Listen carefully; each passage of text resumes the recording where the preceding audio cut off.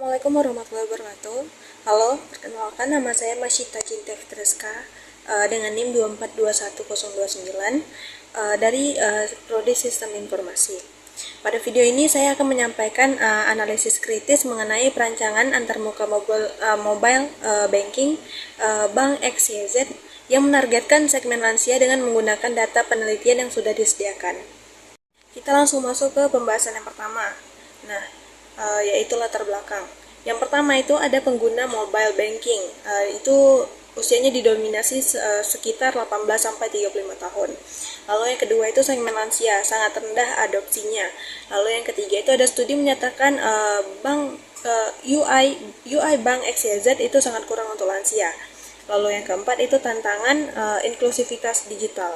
Nah, walaupun mobile banking ini sangat membantu transaksi, pengguna aktifnya itu tetap didominasi di generasi muda. Nah, lansia masih banyak yang kesulitan karena keterbatasan fisik dan pengalaman teknologi.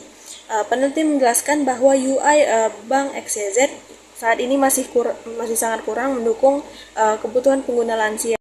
Yang kedua yaitu tujuan analisis. Nah, yang pertama itu ada mengidentifikasi masalah usability lansia, lalu yang kedua menilai efektivitas metode design thinking, lalu yang ketiga menganalisis solusi prototype dan hasil uji source. Nah, tujuan analisis saya yaitu melihat masalah utama yang dialami lansia, mengapa design thinking dipilih, serta apakah solusi baru benar-benar berhasil berdasarkan hasil pengujian usability.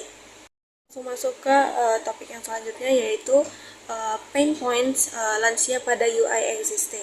Nah, yang pertama itu ada di font kecil atau sulit dibaca.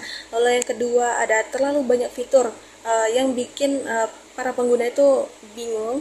Lalu yang ketiga itu ikon tidak jelas. Nah, jadi makanya para lansia itu selalu salah klik. Nah, lalu ada alur navigasi tidak efisien. Lalu yang kelima ada informasi terlalu banyak dalam satu layar. Nah, masalah paling mendasar adalah kemampuan visual lansia sudah menurun, sementara aplikasi menampilkan teks kecil dan informasi yang menumpuk. Mereka juga harus berhadapan dengan banyak fitur yang sebenarnya tidak relevan, sehingga memicu kebingungan dan rasa tidak percaya diri saat menggunakan aplikasi. Yang kelima itu ada dampak masalah. Nah, yang pertama itu ada menghambat kepercayaan diri dalam menggunakan teknologi. Lalu yang kedua ada resiko salah transaksi itu tinggi. Lalu yang ketiga lansia memilih layanan konvensional. Ketika UI menyulitkan, lansia merasa takut salah klik, merasa tidak mampu dan akhirnya memilih datang ke bank atau ATM saja. Ini tentu bertolak belakang dengan tujuan digitalisasi layanan perbankan. Yang keenam itu ada metode design thinking. Nah, metode design thinking ini ada 5 tahapan. Nah, yang pertama itu ada empathize atau wawancara dan observasi kebutuhan lansia.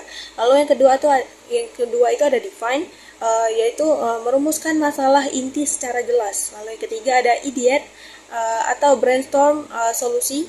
Lalu yang keempat ada prototype, mendesain UI baru. Lalu yang kelima ada test, menguji langsung ke pengguna lansia. Nah, design thinking ini dipilih karena sangat fokus pada pengguna. Tahap awal dilakukan untuk benar-benar memahami apa yang lansia rasakan. Lalu masalah dirumuskan dengan jelas dan diikuti solusi yang relevan. Setelah desain dibuat, langsung diuji lagi ke target pengguna agar desainnya terbukti layak. Topik yang ketujuh yaitu kenapa design thinking efektif untuk lansia. Nah, yang pertama itu ada berbasis empati atau bisa mengatasi bias generasi muda. Lalu yang kedua itu fleksibel dan efektif. Lalu yang ketiga ada fokus pada kemudahan bukan banyak fitur. Lalu yang keempat ada memberdayakan pengguna rentan. Nah, pendekatan ini memastikan solusi tidak didasarkan pada asumsi desainer yang lebih mudah dan melek teknologi. Empati membuat produk lebih manusiawi dan inklusif. Lalu topik yang ke-8 yaitu ada solusi desain prototipe baru. Nah, yang pertama itu mereka fokus pada perbaikan. Ada tampilan lebih sederhana dan bersih. Lalu yang kedua ikon lebih jelas dan familiar. Lalu yang ketiga ada akses cepat ke fitur utama atau transfer atau top up. Nah, lalu yang keempat itu ada pengurangan menu tidak relevan. Lalu yang kelima itu font lebih besar dan nyaman dilihat. Nah, solusi desain diarahkan untuk menurunkan beban kognitif lansia. Hanya fitur yang sering digunakan yang ditonjolkan. Simbol dibuat lebih mudah dipahami, font lebih besar, dan tampilan dibuat lebih minimalis. Kita langsung masuk topik yang ke-9, yaitu validasi usability atau SUS. Nah, kalian bisa lihat hasil ujinya di sini, dan juga maknanya adalah desain mudah digunakan. Lalu yang kedua, peningkatan signifikan dari versi sebelumnya. Nah, prototipe diuji pada 5 responden lansia. Skor SUS sebesar 85 masuk kategori grade A, yang berarti sangat baik serta layak digunakan. Ini bukti objektif bahwa desain baru berhasil menyelesaikan masalah usability pada lansia. Nah, lalu yang ke-10 itu ada implikasi keberhasilan. Nah, dia itu ada dua sisi. Yang pertama dari sisi bisnis. Yang pertama itu ada segmen pelanggan baru bertambah. Lalu yang kedua mengurangi beban layanan CS dan cabang. Lalu yang ketiga ada meningkatkan loyalitas nasabah senior. Lalu dari sisi teknis itu ada validasi desain sebelum development. Lalu yang kedua itu resiko revisi produk menurun. Lalu yang ketiga itu user flow lebih efisien. Nah, kesuksesan desain ini bukan hanya soal UI, namun juga berdampak pada strategi bisnis karena segmen lansia dapat terlayani dengan layak tanpa bergantung pada layanan fisik. Topik yang terakhir yaitu kesimpulan. Nah, yang pertama itu ada UI existing tidak ramah bagi lansia.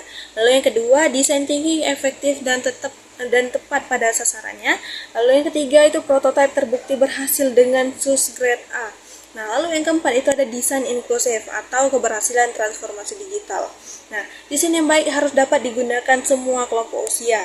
Dengan pendekatan yang benar, teknologi dapat menghilangkan hambatan, bukan menciptakannya. Nah, terima kasih sudah mendengarkan dan menyaksikan analisis saya ini. Sekian dari saya. Wassalamualaikum warahmatullahi wabarakatuh.